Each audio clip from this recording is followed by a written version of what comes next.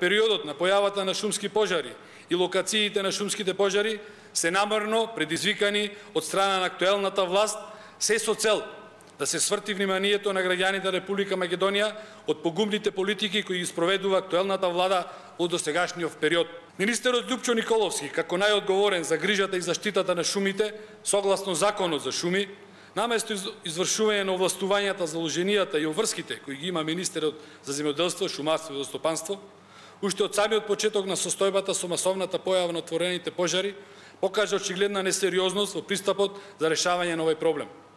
Николовски, немајки капацитет да се справи со настанатата ситуација на терен, дозволи состојбата да ескалира